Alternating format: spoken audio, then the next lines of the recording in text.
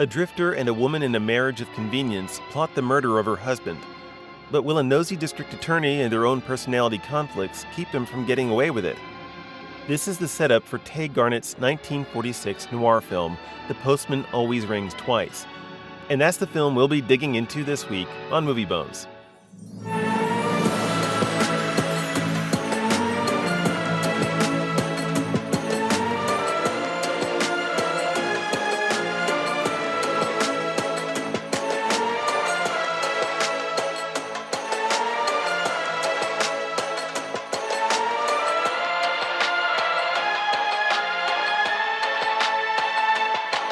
Welcome to Movie Bones. My name is Justin Miller, and here's my co-host Ryan, as usual. Hey, Ryan. Hello, hello. Hello, hello. And this week's movie is The Postman Always Rings Twice. It stars Lana Turner as Cora Smith, John Garfield as Frank Chambers, Cecil Kellaway as Nick Smith, and Hume Cronin as Arthur Keats. The plot follows a drifter and a woman in a marriage of convenience that plot the murder of her husband, but there's a nosy district attorney that lives next door, and between the district attorney and their own personal conflicts, will they get away with the murder? It's in the noir genre, and you have Frank Chambers. He's a drifter, and he's hitched a ride with some guy, and he gets dropped off by this gas and gulp kind of place where you can gas up your car and get some food. But he learns right away that, and this is one of those things that the movie does. It's in some movies of the era, it doesn't bother me all the time because I kind of just take it as a given. It happens so often, is that they leave a visible string in the plot. And it's right there at the beginning. You have the guy who was given in the ride is the district attorney, and he lives down the street. So already, here's this information that you know is going to come in handy 5 minutes from now. That was one of the things I noticed. Yeah. So he goes into the gas and gulp place. He gets hired, but then there's this the wife of the owner, who is way younger than the owner. It's at least, I would say, about 15, maybe 20 years. And she comes out, and the first shot we get, and it's like, hello, legs, right? This is going to be a love interest. You know, it's to indicate that he's immediately attracted to her, and whatnot. This is a completely physical attraction. Their relationship is what's going to be driving the whole plot from beginning to end. And it's a strange relationship because I'm not sure how the movie was supposed to be indicating we were supposed to feel about it. There are times when it seems like the characters are kind of innocent or trying to retain their innocence, and other times when they just kind of lean into the bad stuff. In some movies that might work, but it just felt rather torn to me. And did you have that experience too? I don't know if I would say torn, but I understand exactly what you're saying and you find this in a lot of older movies like that and everything. It's like characters who have had barely any interaction. Mm-hmm. And again, this happens in a lot of stories, but like characters that have barely any interaction, maybe like a couple lines together, or have spoken to one another, at least for, less than a day. And all of a sudden they're like, I love you. Yes. And that happens a lot. And it is a bit jarring because we understand, especially I would say with the rise of romantic comedies, as if you want to, but like in the heyday of romantic comedies, which was about, 10, 20 years ago at this point, you had this process of like these characters. And I know it's not just romantic comedies that happens to when like characters are like involved in a romance. In movies, it tends to be like you have a little bit of a drawn out process. Mm-hmm. That did not happen in this movie. And it may be in a weird way it should have. And I'm not saying this movie should have been a romance movie. I wouldn't know if you even classified as a romance movie for all the things that happened. But, the buildup might have been better because of everything that winds up happening as the movie goes on. Yeah. But it kind of like it almost gets it out of the way pretty quick. It does. You can tell they're instantly attracted to one another. By the way, they talk to each other and look at each other at first. But then this is really not, it's like a couple scenes later where, they're kissing one another. Yeah. And that's an issue in and of itself because they are painted at the beginning of the movie as, the protagonists. Both of them are painted as protagonists, and they're doing this pretty vile thing. Their relationship is built off of deceit for the person that hired him. they fall very easily into being tempted into murder for the Yeah. situation. They try to get away once, but she fumbles that. It's like, it's not because it's not because there were circumstances out of her control that forced them to go back. She calls it off. And if they had gone away together, hey, roll the credits, right? Where's the rest of Yeah. your movie? But that means that you had to spend more time thinking about the plot, because when they do go back, then she's stuck in a situation where the only way out is to kill her husband. And speaking of the husband, let me get onto that. Speaking of the husband, his name's Nick, and like I said, he's much older than she is, and he's portrayed as very kind of sweet, and I would say not just trusting, but downright naive. You know what I mean? Yeah. Because they're practically flirting with each other in front of his face, and he doesn't question it. When they go out to the beach together at night, he knows this. And he actually says when they come back, he was expecting them to stay out later. Like, what kind of husband does this? I'm not sure. So it's like, I feel bad for the guy in a way, but at the same time, it's like, are you kind of dense? Are you thick? He is a decent guy. And I think maybe at first, that's what I thought, well, not the decent guy part, but I thought this might be where the movie is like heading. I didn't know where it was going from scene to scene. I kind of thought like, okay, they're going to run away and we're going to finally get this turn where this, Nick is going to be just this horrible human. We're going to learn more about Nick and how he's like maybe potentially abusive and things like that. And he's going to chase them. And it's going to get to a point where it's like, okay, well, the only way we can get rid of him is by getting rid of him. I thought that was where the movie was going. It's a reasonable thing to think. It's a reasonable thing to think. But then they go back and then they concoct this just horrifically horrible plan. Yeah. And I have a thing to say, but I am waiting just a moment before I say it. Where it actually goes with the husband is that he keeps doing nice and bumbling things until the plot kind of catches up with itself and it says, oh, we have to make sure that she's trapped and has nowhere to get out, which would have been, like you said, could have been done if they had shown his temperament to be kind of a little bit more, it would have been more morally deceptive and manipulative. But they don't do that until this one point where they're having a conversation and suddenly Nick decides he's going to sell the restaurant, which is what she wants. She wants to inherit it. He's going to sell the restaurant and he's going to take him and his wife and they're going to move to, Nowhere Stand, Canada, where his sister lives and who is in a coma or she's incapacitated. And he's going to make his wife be her day nurse, like changing bedpans and stuff. And he gives her no choice in whatsoever. There's no talking. It's like, and he doesn't yell at her when he's doing it, but it's very much like showing a side of him we've never seen before. It comes as a complete change of character. And it's like, what were you thinking? It's like, you could have gone two ways with this. You could have gone what you said, where it's like Nick is a manipulative guy. He's vengeful. He's going after them. And they're just two people trying to do what is best for each other and getting away from him. And then when they can't do that, it goes wrong. The other way to do it is like the Fargo way. It's like these two are in it for taking advantage of a sweet guy and killing him for his business, and then have the movie be about the process of their plot unraveling and then the law catching up to them. Those are the two passable paths that would have made this movie, I would say, go from just like to like, man, that was actually, it was a good movie. I could watch it again and again, probably. That's the difference, because the acting, like you said, is good. But that's where the things start to break down.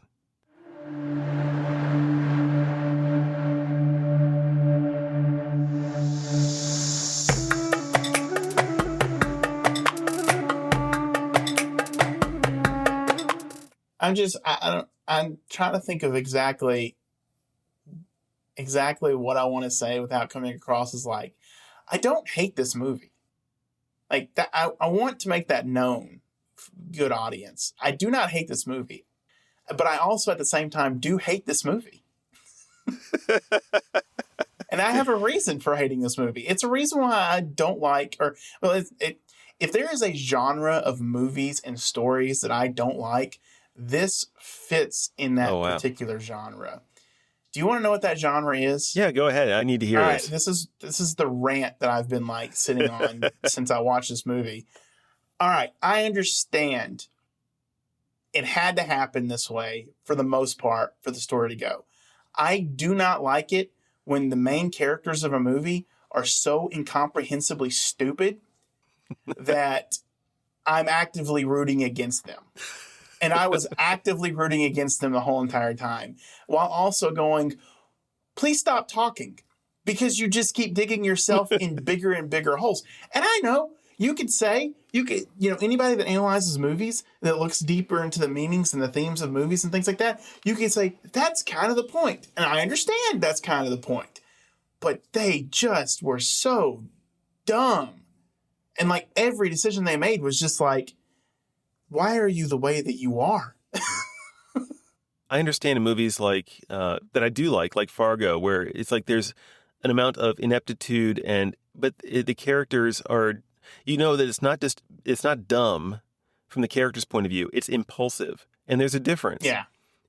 Impulsive is a relatable human no pun intended, is a relatable human impulse. But stupidity, that's where you kind of lose people. And like you said, they do routinely stupid things. In fact, one of my favorite characters in the movie shows up later. He's the lawyer played by Hume Cronin. Yes. He actually gets to tell them off. He ends up manipulating them to help them. Yep. And it's like, dude, I give you props. You actually told the characters something I would want to say to them, and that gave me big props in his department, although he kind of falls apart too a little bit later on. There's no character that the movie that has a good start that the movie doesn't tend to ruin in some way. You know what I mean? Yeah. But even when, and that's the thing too, it's like, even when he tells them what to do, like at first, what happens? They're both like, you know what? Our advice or our thinking is better than your thinking. Yes. And it's individual. It's not a collective think.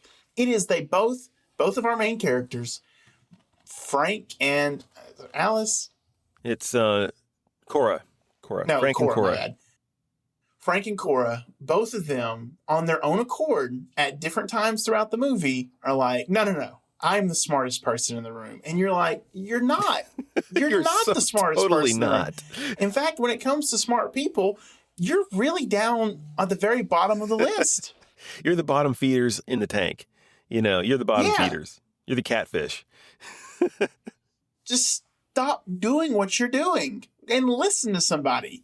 But again, they're so dumb. You're like, I am actively rooting against you. And when this movie comes to a head, like, I wouldn't say the climactic scene, but when this movie, like, the ending of this movie, I'm going to be real with you. I was sitting there going, yeah, that checks out. Everything that has now happened to y'all it makes perfect sense. The movie is actually several movies in a way, because it starts out as a like a noirish kind of murder plot thing like we've been talking about, and then it moves to a courtroom drama. And they put the courtroom drama right smack dab in the middle. That means there's a whole half a movie left even after that, which, spoiler alert, guys, they get cleared of it. But the movie doesn't clear them in the end. It's like, it almost feels like the movie doesn't know what it wants to do with these people. And so after the courtroom drama, they're cleared. They're spending time apart from each other, and then they get back together again. Then they bring in a whole extortion plot, because the lawyer who helps them out, he has an accomplice or someone who helps him, and he's going to go out on his own and threaten them with the extortion. Like, this is like a mob movie now. And they almost turn into like Bonnie and Clyde then. There's a bit of it where I was thinking, this is like Bonnie and Clyde. And I'm like, really? I couldn't have predicted that. It certainly is unexpected, but it's not exactly what I would call natural flow. Yeah, it came out of left field. And because like the character that does this, you don't expect it, because like his lines before that were almost non-existent.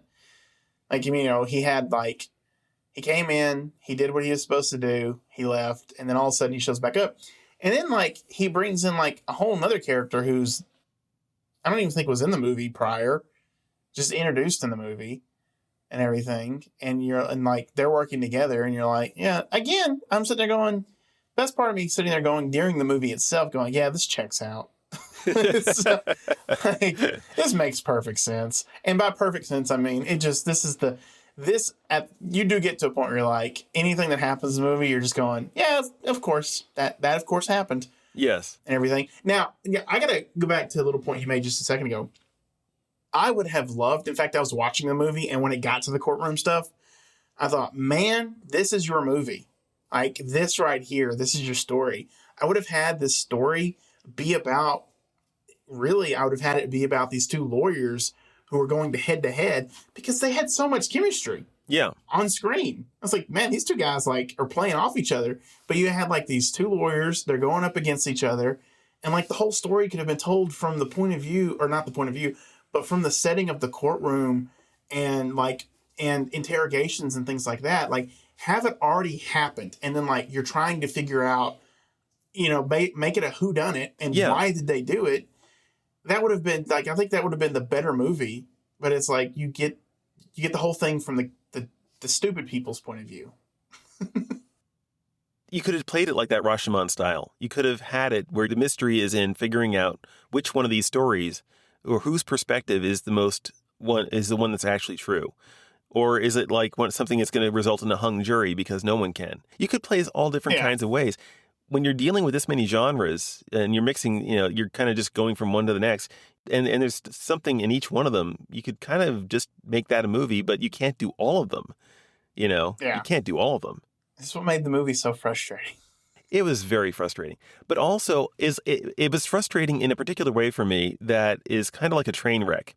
I could tell I had a weird look on my face, even without a mirror. I could tell must have a really good expression on my face right now, because it's kind of like this puzzled kind of, what are you doing?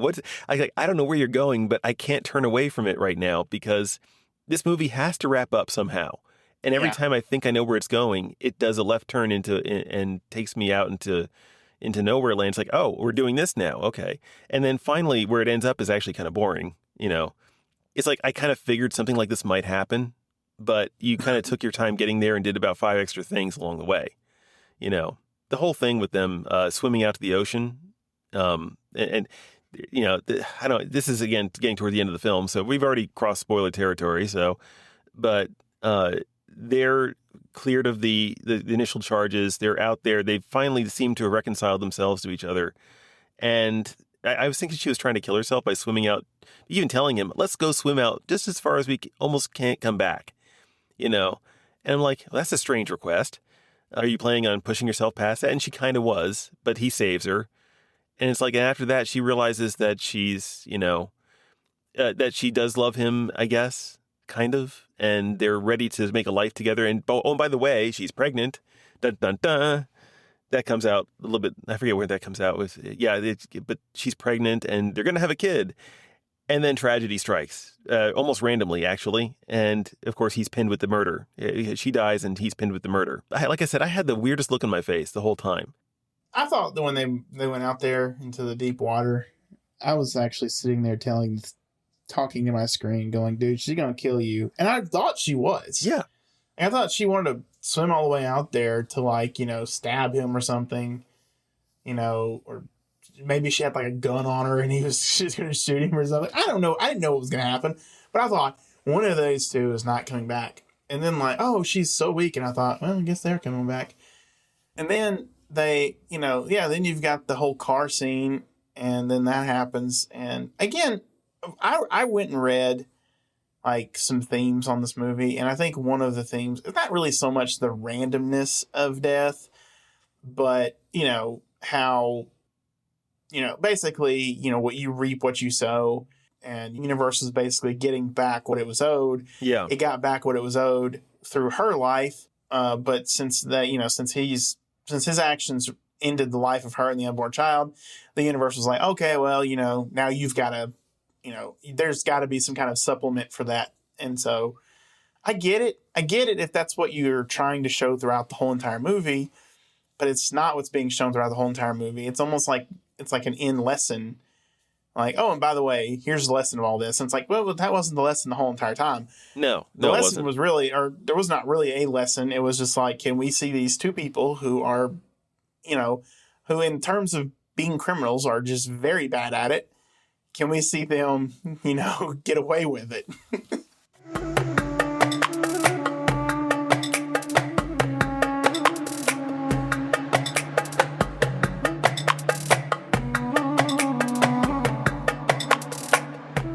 this movie or this story was remade in 1980. Let Yes. me check. I remember I saw this. 1981, and Yeah. it stars Jack Nicholson. Yeah. as Frank and Jessica Lange or Jessica Lange. Yeah. Jessica Lange as Cora. So for those of you that I thought about watching it, but then I was like, I don't know if I could do this right now.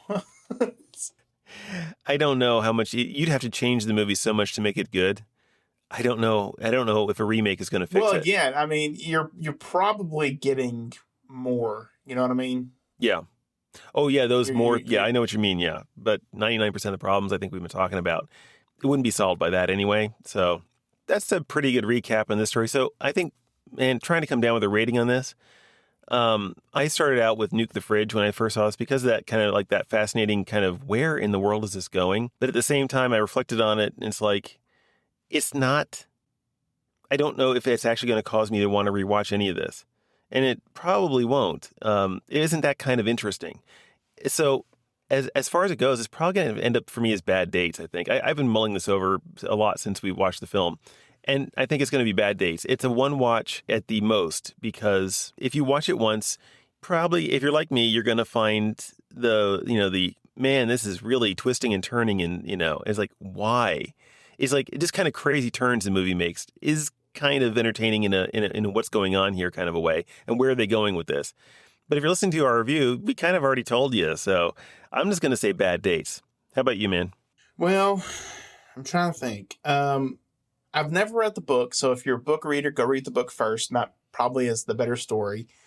It really just depends. Like, I could go anywhere from belongs in a museum, poorly chosen, to bad dates.